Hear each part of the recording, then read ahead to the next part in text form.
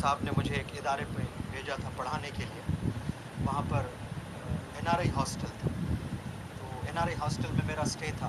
मैं सेशन लेकर लंच के लिए आया और कमरे में मैं और असिस्टेंट ट्रेनर तंजील दोनों बैठे हुए थे। अचानक आवाज़ आने लगी, एक खातून जो है रोते हुए बाहर निकली। मैं भी बाहर आया और पूछा उस खातून से क्या बात है, क्या माजरा है।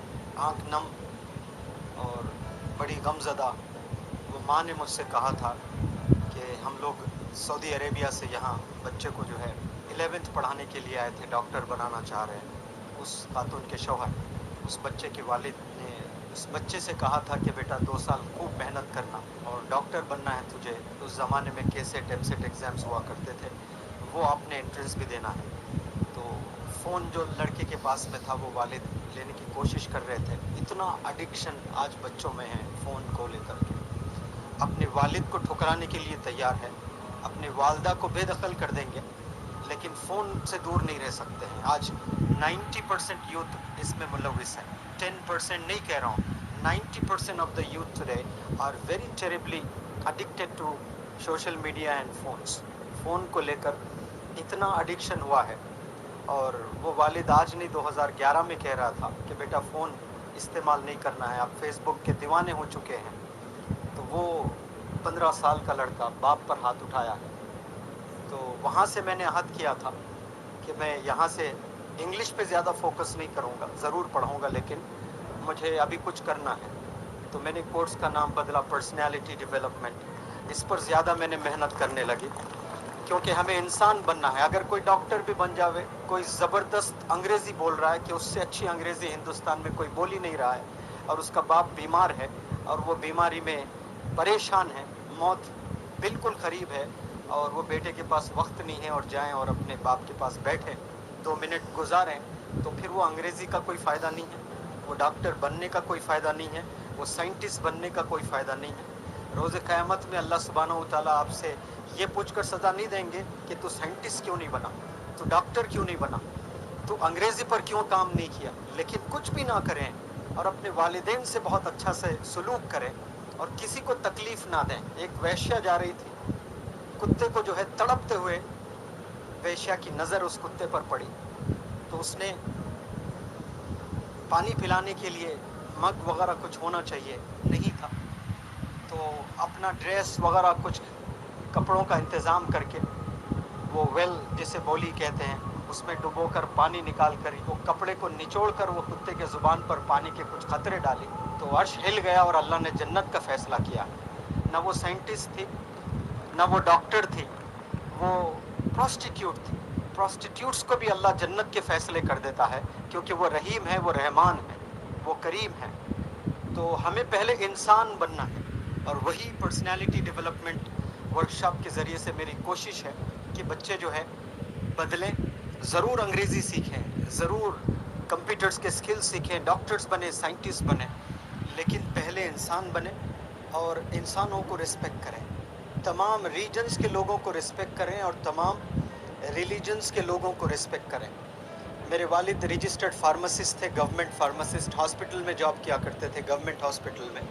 जब दिवाली और दशहरा ईद होती थी विवेक साहब, तो 4-4 दिन तक घर नहीं आते थे, और इनको इतना जज्बा था जॉब करने का। और जितने भी 8 फार्मासिस्ट थे हॉस्पिटल में, तो वो 8 फार्मासिस्ट में ये एक ही मुसलमान थे और 7 जो है नॉन मुस्लिम थे, और वो तमाम नॉन मुस्लिम सबको छुट्टी देते थे 4 दिन की। कहते थे कि मैं पूरे 24 आवर्स जॉब करूँगा, आप लोग आराम से ईद मना कर आना। तो 3-4 दिन तक घर का चेहरा नहीं देखते थे। अम्मी टिफ़िन बॉक्स मुझे देती थी तो साइकिल पर जाकर मैं वालिद साहब को देता, हॉस्पिटल के वॉशरूम में ही नहाते। लेकिन वो चाहते थे कि मेरे जो कलीग्स हैं, मेरे जो साथियाँ हैं, वो फेस्टिवल अच्छा एंजॉय करें। ये कोऑपरेशन होना चाहिए हिंदुस्तान में। ये जब होता है तो इंशाल्लाह ये कंट्री जो है चाइना को भी पीछे कर देगा, हिंदुस्तान अमेरिका को भी पीछे कर देगा।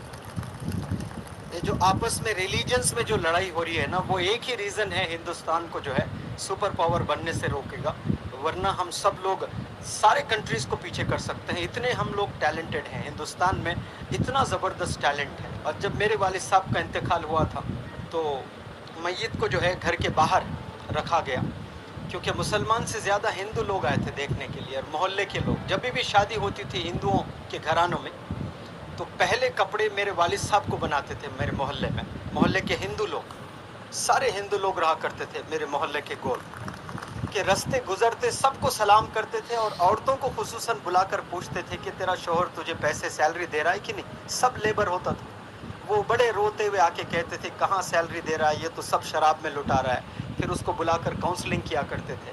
تو وہ عورتوں کے دلوں میں محبت ہو گئی تھی کہ ارے یہ ڈاکٹر صاحب کیسی رسپیکٹ کرتے ہیں سب کی، حالانکہ سب لیبر کے تھے.